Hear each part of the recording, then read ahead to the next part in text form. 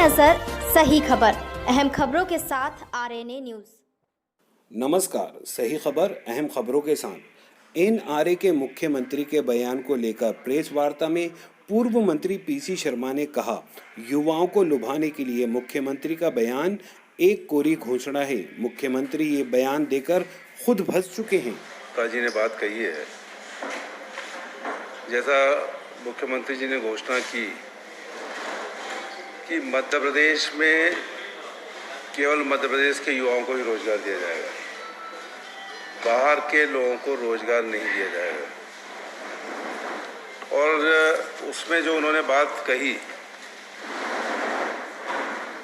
एक तो मैं ये कहना चाहता हूँ, मैं उसका अभी दस्तावेज पेश करूँगा आपके सामने, वो ऑर्डर पेश करूँगा और जो विधानसभा में बात हुई वो पेश करूँगा कि ये सब चीज़ें कि मध्य प्रदेश के युवाओं को ही रोजगार मिले मध्य प्रदेश में, ये कमलनाथ जी की सरकार में ही इन सब चीज़ों के आदेश हो चुके थे। लेकिन मुख्यमंत्री जी ने ये घोषणा की अभी, क्योंकि ये 27 सीटों के चुनाव है, जो कुछ भी बातें हो रही हैं आज इसके लिए हो रही है कि केवल मध्य प्रदेश के युवाओं को ही रोजगार मिलेगा। दूसरी बात जो आई है, एक गवर्नमेंट ऑफ इंडिया ने एनआरए नेशनल रिक्रूटमेंट एजेंसी द्वारा सीटी सेट कॉमन एलिजिबिलिटी टेस्ट कराया जाएगा, ये घोषणा की। और ये जो है, ये कोई सिलेक्शन एग्जाम नहीं है, बल्कि केवल एलिजिबिलिटी टेस्ट है। लेकिन नरेंद्र मोदी जी ने घोषणा की और इसमें शामिल होने के बाद भी युवाओं को अलग अलग एजेंसी में एग्ज़ाम के लिए अप्लाई करना पड़ेगा। ये बात खुद कार्मिक मंत्री जितेंद्र सिंह जी ने कही थी।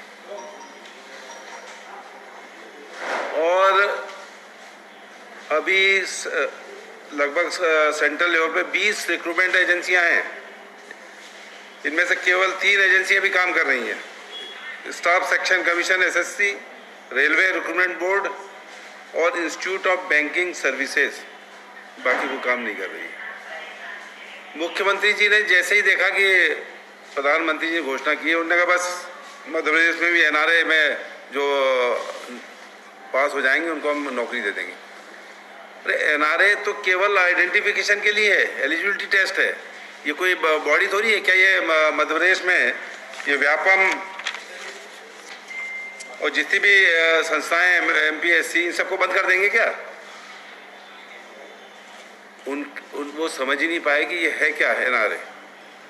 तो कुल मिला के बस वहाँ से घोषणा आई तो उनकी सुर में सुर मिलाना था, इनको कह दिया भाई ये एलिजिबिलिटी होगी, लेकिन उसके लिए कोई ना कोई क्वालिफिकेशन, एक तो एग्ज़ाम तो होगा ना।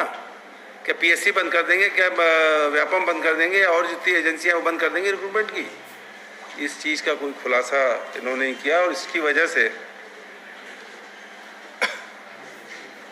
मध्य प्रदेश का युवा कंफ्यूज है। मुख्यमंत्री का बयान साफ तौर पर एक कोरी घोषणा है और उन्होंने युवाओं को लुभाने के लिए, लेकिन अब ये घोषणा करके खुद ये फंस चुके हैं।